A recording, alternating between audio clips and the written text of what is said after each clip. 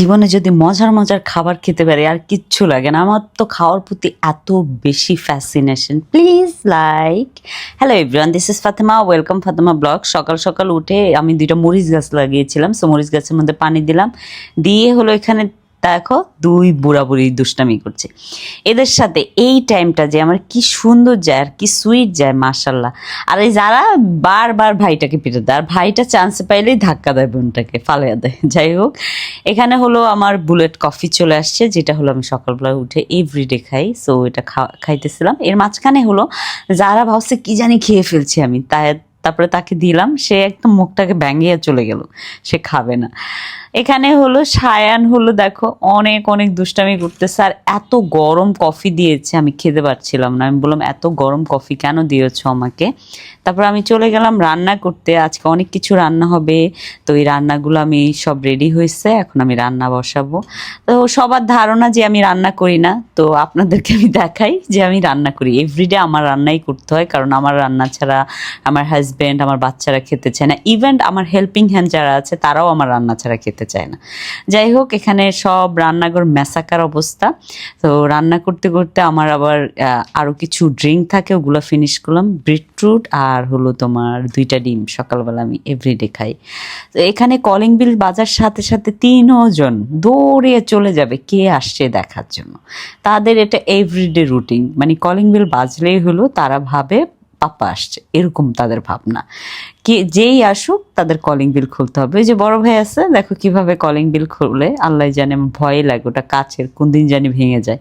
তো এখানে চঞ্চল আসলো, চঞ্চল এসে হলো সায়ানের সাথে দুষ্টামি করতেছে। আর যারা কিন্তু কারো কোলে যায় না, যারা আমার যেই কোনো ফ্রেন্ড হোক, আমার আত্মীয় স্বজন হোক, কারো কোলে যাবে না, সে সব সময় আমার কোলে থাকবে।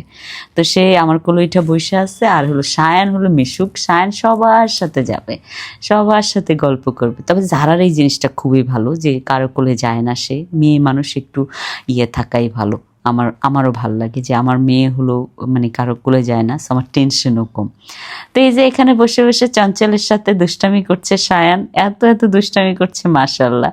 যা হোক, ফাইনালি রান্না হয়ে গেছে, এখন আমি টেবিলে খাবার দিয়ে দিলাম। আজকে মুরগি, সিমের বিচি, পাবদা মাছ, তারপর হলো তোমার শুটকি, মাছের ঝুড়া, এগুলো হয়েছে। তো এগুলো আমি দেখাচ্ছিলাম টেবিলে। তারপর হলো শুভর খাবার দিয়ে দিব এখন। শুভর অফিসে টিফিন যাবে, সো এই যে টিফিন রেডি করছি আমি। এখানে মুরগি দিয়ে দিলাম, আর হলো ভাত, আর হলো দিয়ে দিব হলো পাবদা মাছ। শুভর এই পাবদা মাছটা খুবই পছন্দ, কারণ এটা হলো আমার শাশুড়ির হাতে পাবদা মাছ, মানে আমার শাশুড়ির থেকে আমি শিখেছি। তো সেই পাবদা মাছটা শুভকে দিয়ে দিলাম রান্না করে। তারপর হলো আমরা সব ফ্রেন্ডরা বসে পড়লাম খেতে। এখানে হৃদয় ছিল, চঞ্চল ছিল, তারপর হলো অর্পিতা ছিল, আমার আরেকটা ফ্রেন্ড ছিল। আমরা সবাই খেয়ে দিয়ে হলো আমরা এখন বের হয়ে যাব, আমাদের একটু বাহিরে কাজ ছিল।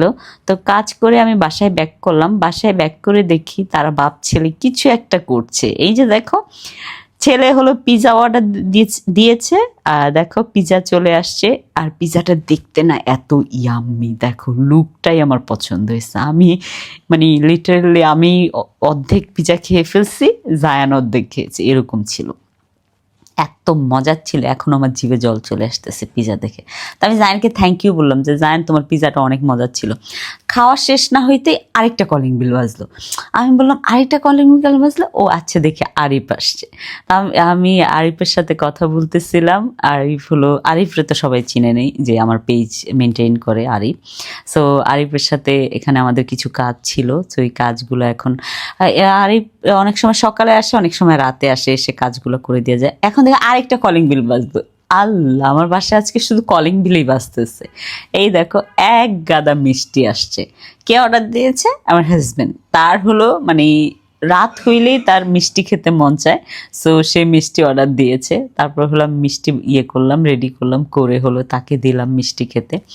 আমি মিষ্টিগুলো না মানে দেখতেই ইয়াম্মি লাগতেছে। আমি এত মিষ্টি লাভার না, আমার এত ভালো লাগে না সুইট, কিন্তু আমার হাজব্যান্ডের খুবই পছন্দ। জায়ানও অত পছন্দ করে না, জায়ানও আমার মতো, কিন্তু আমার খেতে খুব মজা লাগতেছিল মিষ্টি।